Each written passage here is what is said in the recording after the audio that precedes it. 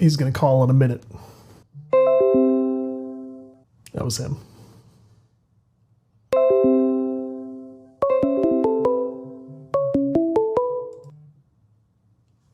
Hey, can you hear me? Yeah, hey. Oh, there you are. Nice. This is actually going to work. Hey, what's up, man? Let me turn up. It's a little muffled. Oh, sorry. All right, that's good. Okay. So, Yeah. thanks for giving me a call. Yeah, no problem, dude. Just for the listener, you are currently heading towards, you're basically teaching a course right now, is that right? Yeah, I am. So, what is this course? It's a visual effects for gaming course at our Dallas Community College at Richland Community College. Very cool. How long have you been doing that? Yeah. Oh, about 2 years now. Nice. Yeah, just about 2 years. Yeah, because what happened was the person that was teaching it before they moved away, so they were working at Gearbox also, I believe. And we have another guy at Gearbox teaches animation there, and he sent out an email like, "Hey, we need an effects teacher." And I was like, "Oh man, I want to try that out because I've always wanted to teach. I mean, I've been wanting to teach a class for years now. Finally, when that opportunity came up, I jumped right on. I was like, man, I would love to do that. So, and then basically he was like, all right, yeah, let's do this. Talk to this guy, and we'll get the ball rolling. And yeah, I've been doing it ever since. That's first of all, that's amazing that they have that. Not only they have game development courses, but it sounds like they have a good variety of them. Right, and it's actually it's amazing because this is something that I wish I had, years ago, where you actually have someone who's still active in the gaming, like the gaming world, the game development world, who is actively working on projects and actively working on stuff, teaching at the college level, and it's a community college. I mean, this is this isn't like some high end school. It's not like Full Sail or anything like that. It's just regular down the street college, and I think it's awesome. I would love to have that option in our. We got a lot of community schools nearby, but I don't think anyone had staffers from Borderlands. It's got to be crazy for the students, right? I know it's funny. Like, actually, one of my students didn't realize that I was actually on Borderlands. And he was like, "Oh, really, man? You made this?" And I was like, "Yeah, I told you guys this on the first day of class." So sounds like good old teaching experience never changes, probably. Well, yeah, it's fun though, man. It's always a challenge because you always have the students with like different learning abilities, so you have to kind of cater to both of them. It's like one student you'll notice who's kind of getting things a lot faster than the other students, so you have to kind of cater to like both students, so it's like you have to kind of teach to both students, so it's a challenge. Yeah, for sure. What kind of tools do you teach in that class? What kind of tools? Yeah. Well, we have we use Unreal in the class. We have Substance Designer and Photoshop, like all the basic stuff. Yeah. I also teach Houdini. I use the like Houdini gives out a free license. Basically, it's like a 1 month license, just a trial version. Oh yeah. So I teach them that too.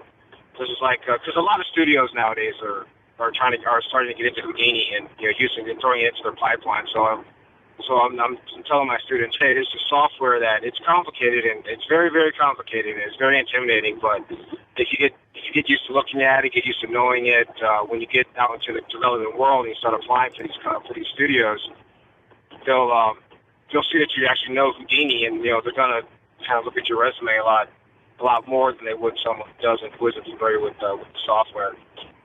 So I started teaching them that too. Yeah, for sure. I feel like I should say first and foremost, congrats on Borderlands, by the way. Oh, thank you so much, man. I appreciate that. What's the feeling right now for you? I mean, is it relief? Is it euphoria? How do you feel? I guess I would call it euphoria because it's just something like I can't really believe that I'm still involved in a project of this scale. You know, it's crazy because like when I first came into Gearbox when they first hired me, it was I was working on I did some work on the pre-sequel, but it wasn't really anything major. It was just like cause I was kind of coming in at the end of development, so I was on it for maybe a month, and to where it's like my lead at the time just told me, goes, hey, here's a muzzle flash. You can try to kind of fix this muzzle flash, basically. And that was my contribution to the pre-sequel. It was just kind of fixing a muzzle flash because like I had been at Gearbox like a month at that time. And then we went right into Borderlands, or not Borderlands, we went right into Battleborn after that. So I mean, my first real game, my first real AAA game release was Battleborn, and obviously that's not up to scale of a Borderlands game. Yeah. But then, like when I rolled onto the rolled on the Borderlands, it was like the first time I was actually working on a game of like this scale and just this type of important game.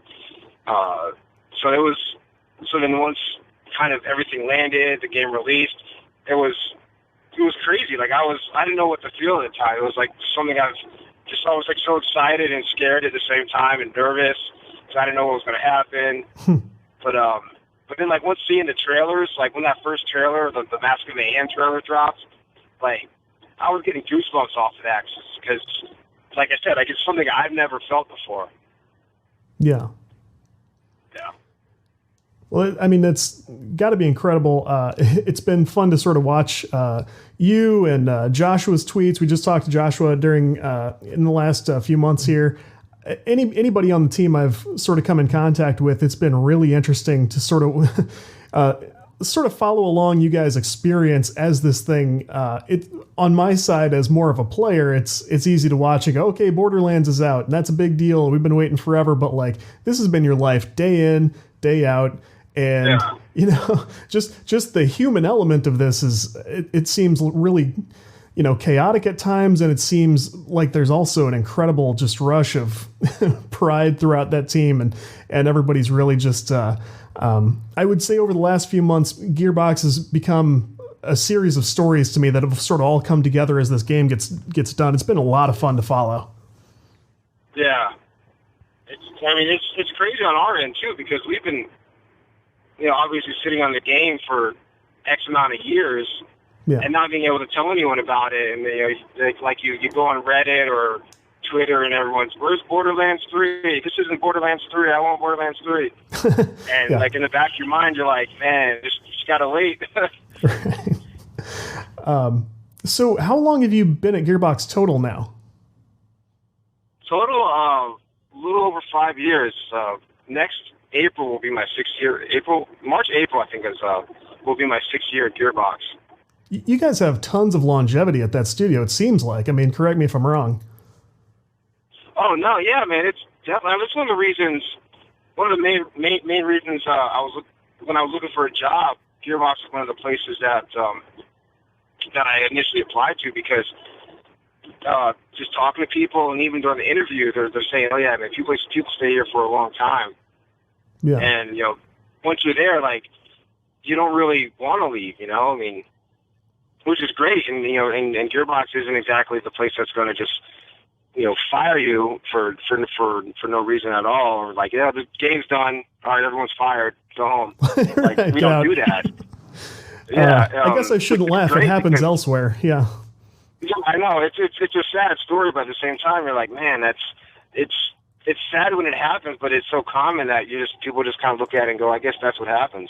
Right. But luckily Gearbox isn't like that. And initially that's one of the things that drew me to it because at the time, my wife, girlfriend at the time, we were just, talking about starting a family and settling down and coming out to Texas. It was a big move for both of us. Yeah.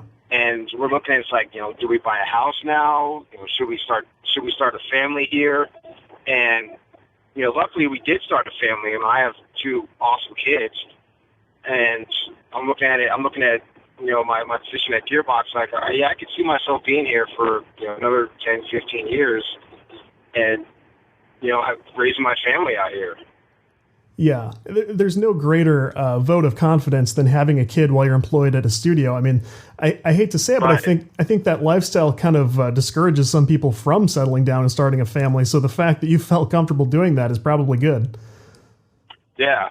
Well, I mean, it's funny because if you ever like when you play the Borderlands games, or like any Gearbox games, really, we have the credits at the end, and you have like the Gearbox babies that are born. If you look at like the ending of Borderlands 3, the Gearbox babies that were born, I think it was like 60 of them. Good Lord. Something like that. Like, there was a lot of kids born during development of Borderlands. Even for a big studio, that's a lot. Yeah. So where did you come from before Gearbox? Were you in the industry already, or was this your first big employ? I was in the industry. I was living out in California. Oh, okay. And I was working on the Neverwinter Online MMO. Oh, wow. I didn't know that. Yeah. So that was my first industry gig. And before that, I was actually working at a studio in Chicago, and we did like photorealistic renders for like brochures and advertisements, things like that. Oh yeah. Yeah, like man, I forgot the word, but it's basically like brochure work, Yeah. like a studio, like a company would come to us, because we were like 90% of our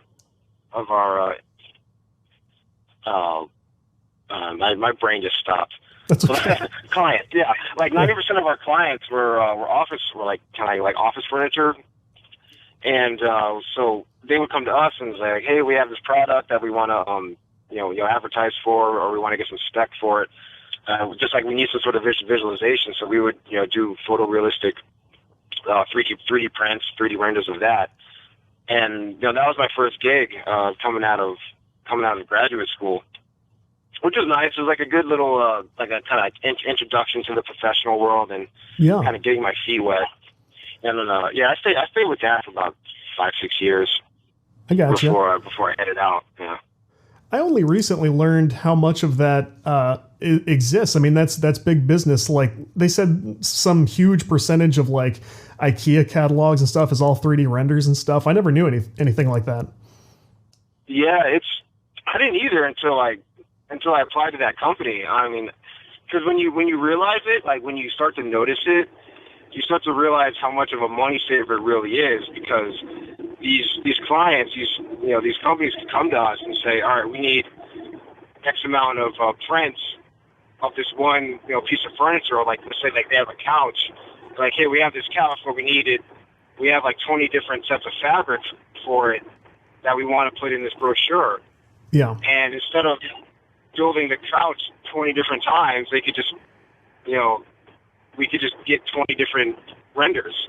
It's true. So it's a huge money saver. That makes sense. Yeah. Where'd you go to school, and sort of what did you study while you were there? Was it game development the entire time, or something else? No, not at all, actually. So I went to school. My undergrad, I went to Virginia Commonwealth University. Okay. Out in Richmond, Virginia, and we actually majored in sculpture, which is like the total like opposite end of gaming development. I mean, like in my opinion. Yeah.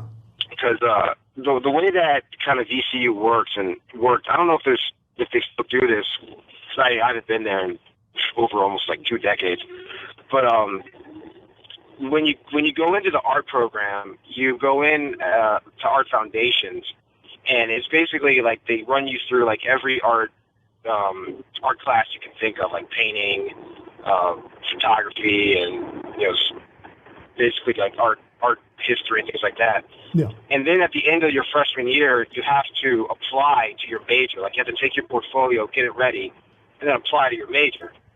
Okay. And yeah, and it's kind of messed up. It's just that I mean, I get it, but it's kind of messed up because you have like 400 students trying to get into certain majors, and I think there's like maybe 5 or 6, 7 majors, but the majors, like the big ones are like fashion design and just like design in general, and then there was like sculpture, photography, and all like some other ones.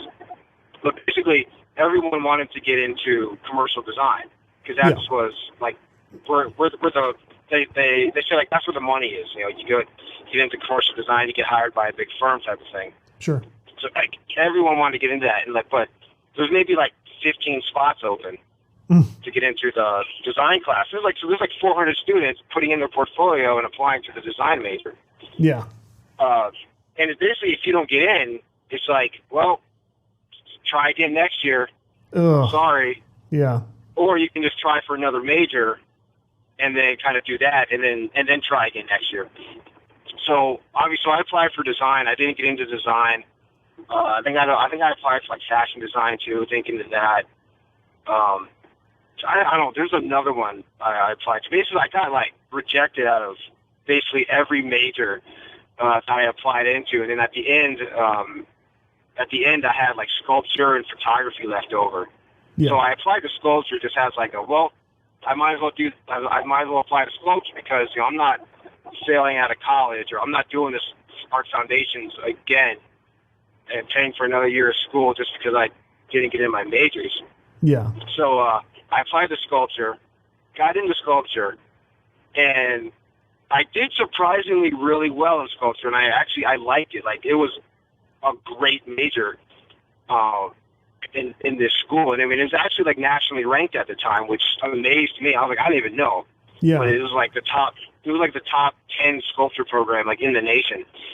So I got into that, and I learned a crazy amount of stuff just off of sculpture. Like, they taught me how to weld. It was like metalworking, woodsmithing, just basic plaster casting. Like, I learned so much in that program, and I did really well. And I was surprised because it was something that I had never ever thought of doing. Yeah, it's a really wide skill tree. So that was right. Yeah, and it was, and we actually took there was a 3D class. It was like intro to 3D modeling or something. Yeah. This was, I think, Max, and I think I was learning 3ds Max at the time. But it was I was just saw it. I was like, oh, let me try this out. And it was interesting because it was an intro to Max. I was doing some really basic modeling, some basic animation stuff, and I did that. I took 2 classes of that, so I did that for about a year. And eventually I was like, I would like to get into 3D modeling, be a character artist. Although it wasn't something that I wanted to pursue, but it was something I was kind of interested in. Yeah. But it was just, like I said, it was nothing that I ever really wanted to pursue. But then I ended up graduating from VCU with a sculpture degree, and then I went into coaching cheerleading for 3 years because I just kind of didn't know what else to do. I saw you mention that before. I thought that was interesting. Yeah. That was because it was through college, I would do cheerleading camps throughout during the summer. Mm-hmm. Basically, we would travel. I was with the company, and they would we would either kind of do camps on the NC State campus, or we would do them on we would go out to schools and stuff, and just kind of teach them at schools. So I was doing that, and then when I graduated college, with a sculpture degree, I'm like, well, what do? I can either become a gallery artist and be broke because I don't know what to do with that. Yeah. Or I can just kind of find a job somewhere just to pay my bills. And I ended up getting a job coaching because I had connections in the cheerleading world. So that was that, and then I ended up moving down to North Carolina and coaching cheerleading for a couple of years. That's interesting. It's I find that guys like yourself often have some main thing that's just as far from what they end up in doing as possible. I taught drumline right out of high school. And I did that for a couple of years while I was finishing up college. And it was another one of those things. Exactly right. Like, what am I going to do with this? Like, I'd love if people like this got, 6-figure salaries and stuff like that. They just don't. Exactly. I mean, like, that was one of the reasons I had to stop coaching, because, like I said, it was fun. I loved it. It kept me fit, which was great. I got to go to a gym every day. I got to teach kids how to do backflips and, back handsprings and things like that. However, it wasn't really paying bills that well, So at the age of 22, 23, I'm going, man, do I want to do this for the rest of my life? I was like, I can't. I need to move on. Yeah. And that's when I decided to go into a graduate school. Nice. How much of that stuff can you still do, by the way? Just curiosity. Let's see. If I tried, I'd probably throw my back out. I don't know. I haven't flipped in probably over a decade. I might be able to still do a handstand if I try really hard. Yeah. When I was doing drumline stuff, there was a 10-foot wall outside the school that every once in a while I would just run straight up and climb over, because when you're that age, you're just invincible. You can do whatever you want. And then I got into kickboxing and stuff, and now I had to move down to boxing. It's just stand and hit things is the best I can do for you. Right. Oh yeah. Well, that's the thing is like my friends and I who like other cheerleaders. We would go out, eating like at restaurants and stuff, and go out in the parking lot 2, 3 in the morning and just throw backflips just to see who the first person to not stick the landing, would pay the bill or something, something stupid like that. Yeah, that was fun to watch. Oh yeah. I mean, we were, people would gather around like, oh, do it again. Or just it's just a backflip. Yeah. It's not that special, but just people are like, yeah, do it. That's awesome, man. The bill's been paid. We're done here. Yeah, exactly.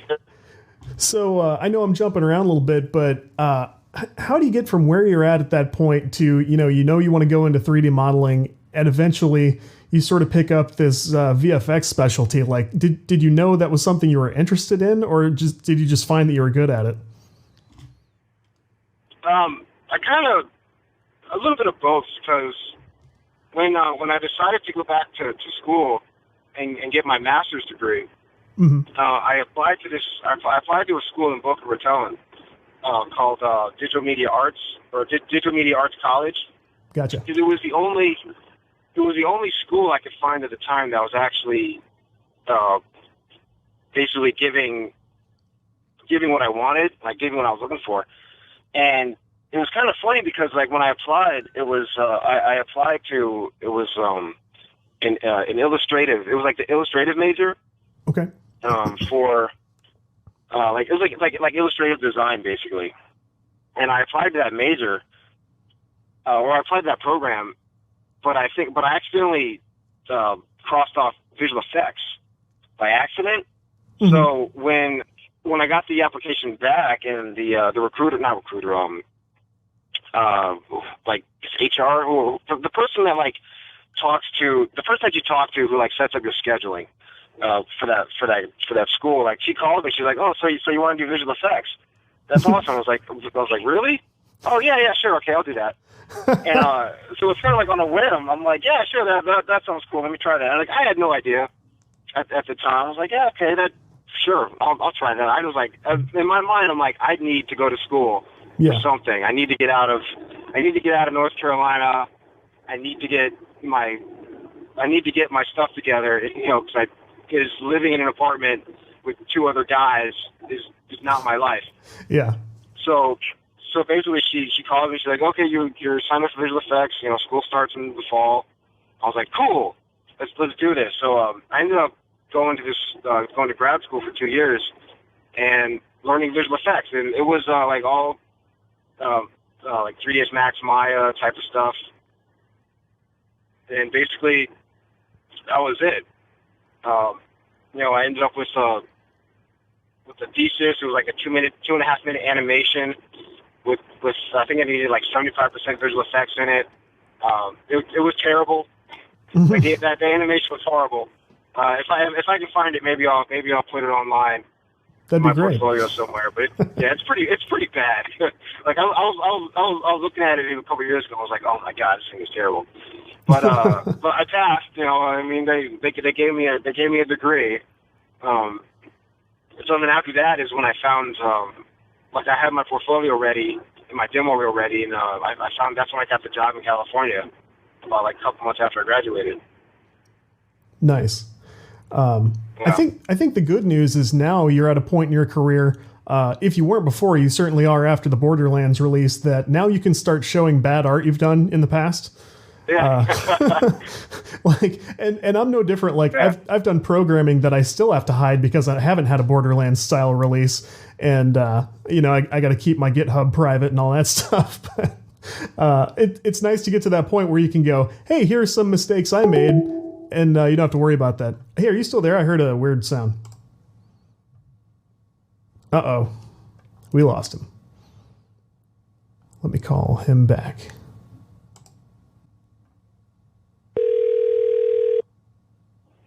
Hey. Hey, sorry about that. I don't know what happened. I'm probably driving through a bad area. Oh, okay. Anyway... Yeah. So I think we pretty well established how you got to the VFX specialty, which is cool. I sort of think of it the way like a doctor would specialize in neurosurgery or something, just has all these specialties. But I guess the truth is you're qualified to do 100 different things at this point, inside and outside games. I would say I guess you can call me like a Renaissance man. But, yeah, I mean it's like I know how to model. You know, I'm familiar with ZBrush and Mudbox and all that, but visual effects, it's more like I'm drawn more towards VFX, just because I don't know. It's just when I can understand the timing and I can understand uses of color. It's just something that it clicked more with me than like modeling or animation or like any of the other type of aspects of just gaming or 3D work in general. You know?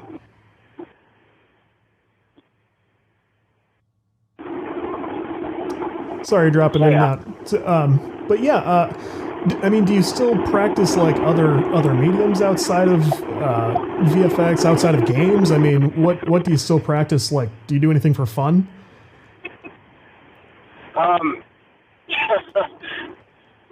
Not really. Mostly like I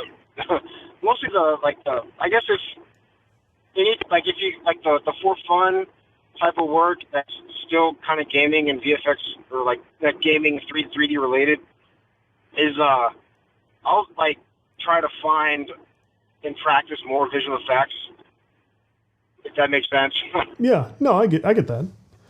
Yeah. And I mean, you're teaching on top of it too. I used to draw like all the time, but like I don't really draw anymore because it's just one of those things that like I just fell off. It just fell off. You know, I just stopped doing it when the visual effects stuff kind of took more of a front seat.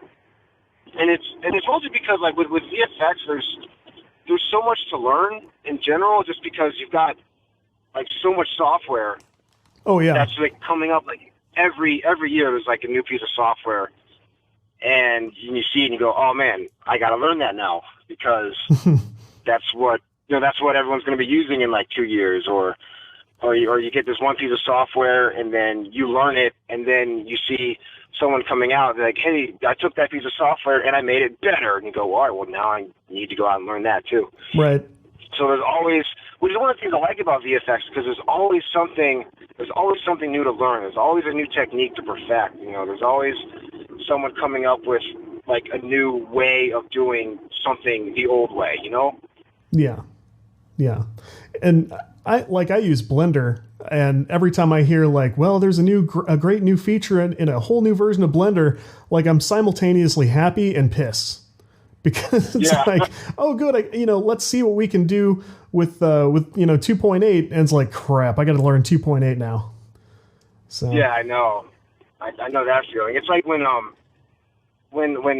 for example, when we first started bringing in Houdini to our pipeline, we were using Fume Effects at the time. And Fume Effects is an awesome program. It's great for like making fires and smokes and explosions and things like that. And when we decided to bring in Houdini, we were like, all right, let's try Houdini, like, because it's a cool piece of software.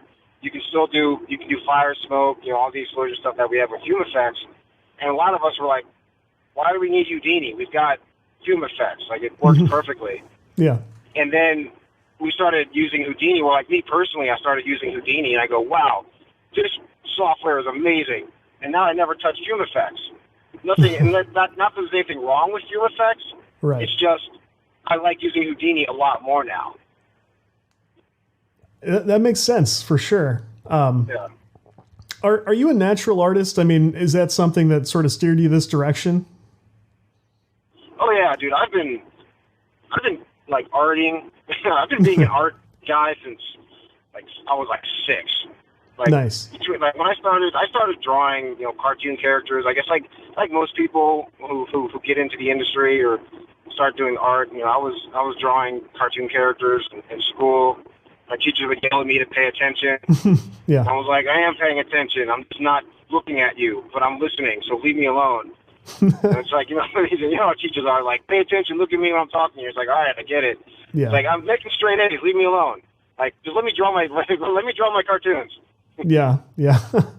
I was kind of hoping you would, because this is such a technical specialty that you do. I mean, it certainly seems that way.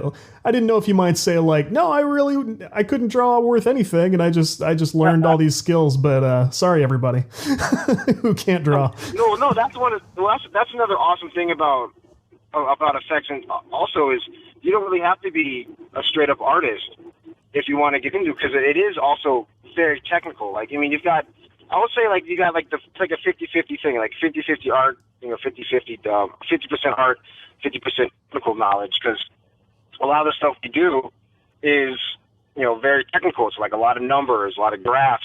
Yeah. You have to kind of play with. I think like the art side comes into where where you're kind of messing around with color and like the general silhouette of the effect you're making, and maybe the timing wise, and getting that down.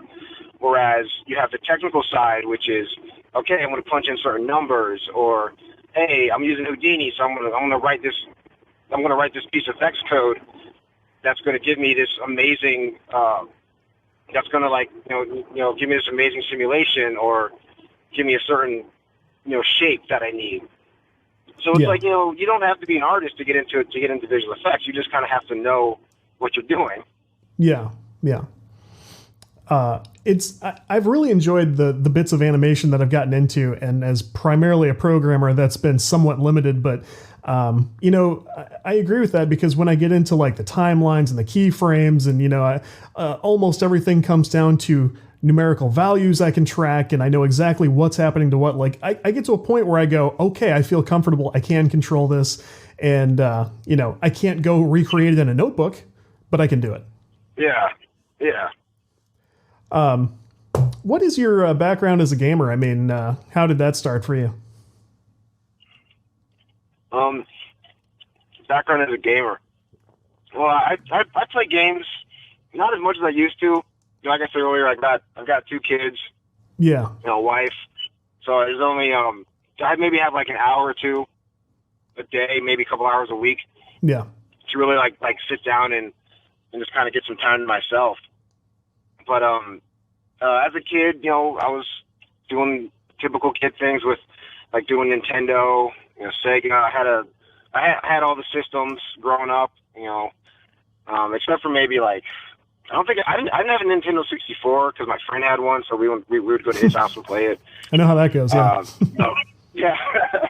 Yeah. So like like I said, I got Sega, I had Sega CD. I bought a PlayStation when they came out. Like I used my own money to buy the PlayStation. I was pretty happy about that. Yeah. My first game that I would like really kind of got me into gaming, I would say was like Final Fantasy VII. was Oh, like yeah. the real, like, when I sat down, I was like, whoa, okay, this is dope. This is a thing. I mean, I remember like I know like the very first game I ever played was Legend of Zelda on my Nintendo when I was a kid. But Final Fantasy VII was really got me into saying, okay, this is something that I really really enjoy. And it just kind of drew on from there. And I would just me as a young single man living on my own, after school go home, play a couple of games for a couple hours, and that would be it. That's kind of a magical time in its own way. Yeah. Yeah. It's like the best time to kind of get all of that out of your system, Yeah. Yeah. I was the same way. Like my first job out of college, my first place I lived on my own. It was just a stack of video games, like floor to ceiling. I was spending a little of that time trying to learn more technical skills too, so I could work on games and stuff. But man, I reconnected with the hobby at that point, because college is a busy time. But yeah, that was a fun time. So your youngest kid is only like one, something like that? He's 5 months old. 5 months old. That's even newer than I thought. Man. So you're not sleeping. It's a trip having him again. I've only got one. Like we can't work up the nerve to go back to newborn times. So you're braver than I am. Yeah. Well, it's crazy because as like basically you're a newborn dad again, and as you're like, and getting back into it, everything feels very familiar, but also different. It's because it's like I'm trying to remember. Oh yeah, when he was, almost able to crawl, he was putting everything in his mouth, so I get to watch out for that again. Yeah. Grabbing for stuff and things like that, and like the sleepless nights. But luckily, my son Aiden, he's the 5 month old. He sleeps through the night pretty well. He's he'll wake up once or twice, but give him a bottle and he's passed right back out. Yeah. So my wife and I are lucky this time. Our first son Alex, he was the one that kept us up all night. That's I remember that time because I remember you sort of get used to having no sleep, and it's a weird thing. Like you don't have the same quality of life you used to, but you are surviving just fine. Oh yeah, because it's you tend to just be like, all right, man, this kid's asleep. I'm gonna take a nap, and that's gonna be it. Yeah. But it is nice to see, you post a lot of parenting updates, as any good parent of a small child does, but it's encouraging to see you and your wife tackling things as a team, and it seems like you guys are doing well. Oh yeah, she's awesome. She's like, I don't know what I would do without her, just because having two kids, it's like they're double teaming you without even realizing it. Because they're too young. They're too young to gang up on us yet. But when you have like one son who needs one thing, he's like, I have Alex who will say like, Daddy, I'm hungry. Like make me food, and then like my baby's crying because he wants food, and I'm like, all right, I see how this is going. But when I have my wife, it's like, okay, I'm gonna go deal with Alex. My wife can feed our baby, and everything is we can kind of tackle it together. Yeah. I mean, was it kind of scary going through such a young time with a kid while you're also very near to a major, AAA release? And I'm sure the workload was extremely challenging, and you knew you had the young one at home, and that had to be tense. Yeah, a little bit. It was, but one of the things, going back to working at Gearbox, is the studio is very family oriented. Like, they understand that we have families, and they're not gonna keep us away from our families, which is another reason that I could see myself staying at Gearbox, because they are totally understandable. If I call my lead, I'm like, hey man, I can't come in today. My son's sick. He's like, hey, no problem, that's fine. Yeah. Or if I have to leave early for work, and because I have thing I have to do for my, like for my kids. He's like, yeah, man, that's no problem. Like they won't get upset with family stuff, which is awesome. And one of the things that was happening with my son when he was first born, when I was finishing up my paternity leave, one of the things that we're allowed to do at Gearbox is we can work from home if we need to. I heard that, yeah. And if I didn't have that option, then a lot of I would barely be able to get any of my work done, Yeah. Because I can go into work for a couple hours and then go back home, deal with my family, have take care of my kid, let my wife sleep, because she needs to sleep. She's got to deal with two kids while I'm at work. Yeah. So I'll go home, let her sleep, and do all that. And then once the family goes to bed, like at 10 o'clock, 11 o'clock at night, I can jump on my computer for a couple hours and get that work kind of finished that I didn't really finish in the office. So I can still kind of keep up with my tasks, Yeah, for sure. I mean, it speaks for itself that you made it through the release of Borderlands, and your family unit is still intact and healthy and happy. Oh yeah. But she's all, my wife is also very understandable, and I'm like, and if I tell her, hey, I need to go work, I need to finish this, she's like, okay, I get it, go. Yeah.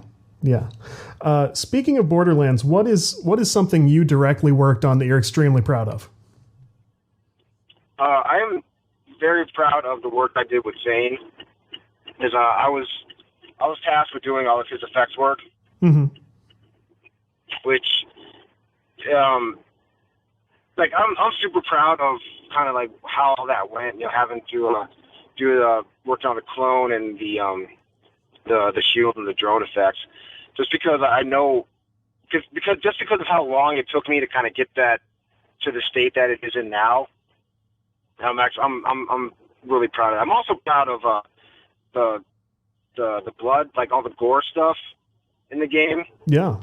Which is because that was kind of an early task that I was given. We're like, hey, we want to bring back the gore. We want to make this game kind of like Borderlands 1.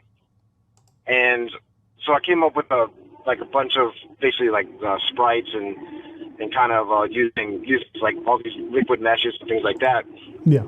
In order to get those effects to work really well. And there was a guy, I can't remember his name, but he was the one, he modeled all the the body parts and all the basically the gore stuff, organs and things that kind of pop out of your enemies when you shoot them.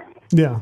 And I went in and made all the blood squibs and squirts and droplets and things like that. So I guess I would say I'm pretty proud of those two aspects of the game. That was something that was very striking right from the very beginning of Borderlands 3, in the cutscenes and everything. And I'm like, oh, look at this work of art here. Yeah, but that was fun. I mean, it was when I was doing research for that. I was looking basically at I was watching Ash vs. Evil Dead on Netflix. So I was so basically that was my inspiration. I was going, man, I want to make this game. I want to make this bloody and over the top. I think that's going to be one of our best takeaways from this talk is that little bit of trivia right there. Yeah. Oh man. Inspiration comes from all angles, right? Yeah, for sure. We've got to be close. Do I need to let you go? No, I got 30 minutes. I got 30 more minutes. Okay. So we got some time. Okay, yeah. I'll just bug you for a few more minutes though. And I'm trying to make sure we hit on all these different things that the Patreon group asked, because they actually did put forward some really good questions, and I think we've hit on at least half of them already. But let's look at one more. If you could basically decide the direction of the next, if the next thing you were going to work on was not going to be Borderlands related, what's a type of game that you would like to make next? Type of game? It's a very good question. Actually, I would say I wouldn't really go with type, but I know a series that I've always wanted to work on. I've always been I love the Arkham Knight series, like the Oh, yeah. Batman games. If I ever had a chance to work on one of those games, I would love to do that because like I was kind of joking around with my lead last week, and I was like, dude, would it be cool if I just like left for 2 years and then came back? Because I just want to go work on like the next Batman game. Would it be cool with that? It was like, can I still come back and like have my seat still here? Like you don't like give my desk away. You know, I mean, I wouldn't do that, but like if that opportunity was available, I would love to be able to work on like an Arkham game, Like a 1-game sabbatical, or right? Exactly. You Just big- like I was like, I promise I'll be back. I swear I'll be back. I just want to go over here and do this thing.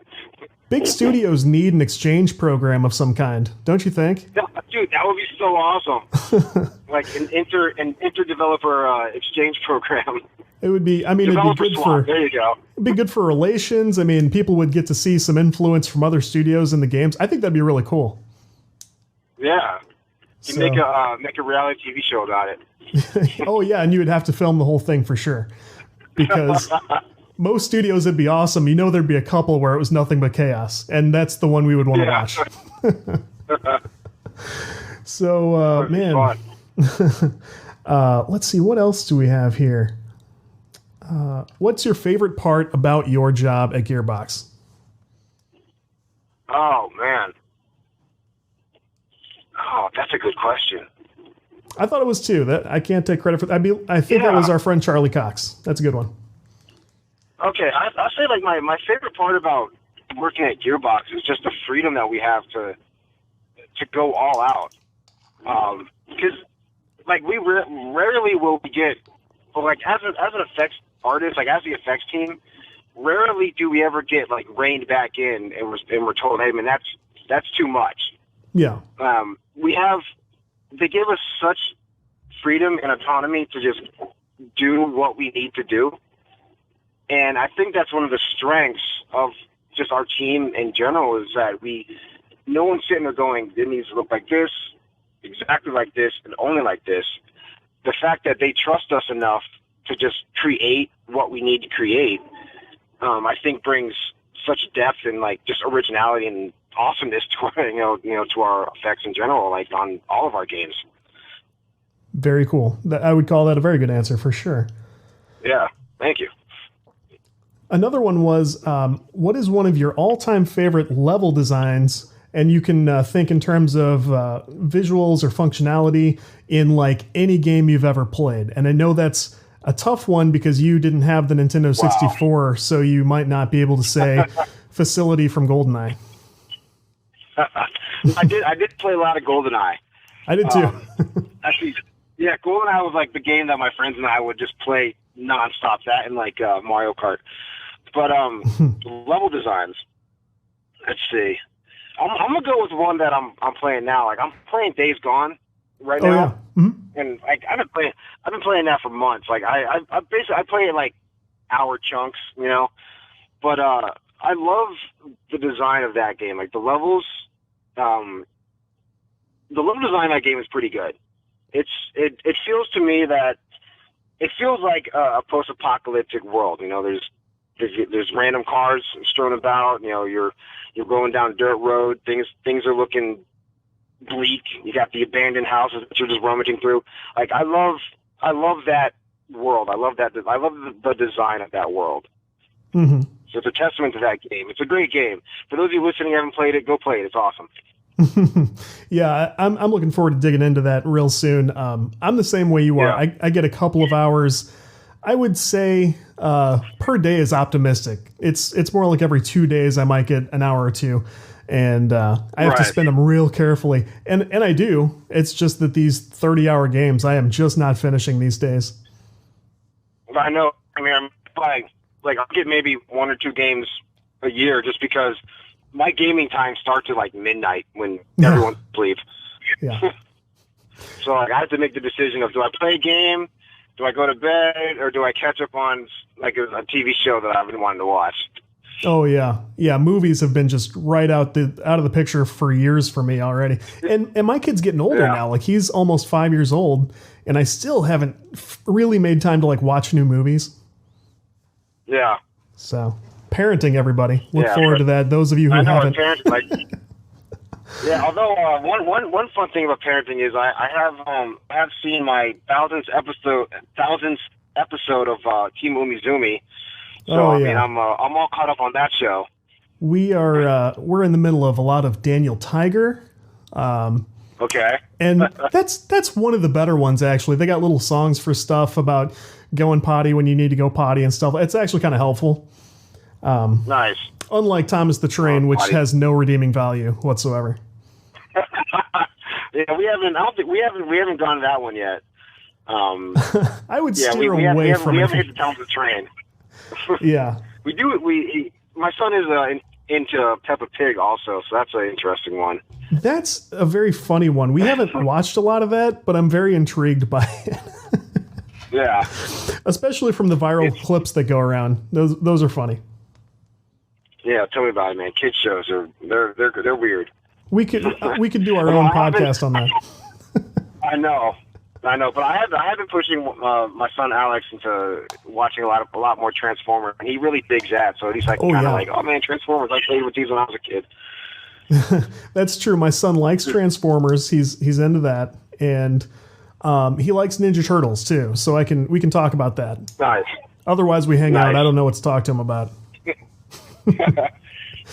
But man, so I mean, you've got a baby in one hand a lot of times. Are you a mobile gamer? Do you play games on the phone in the other hand? Not so much.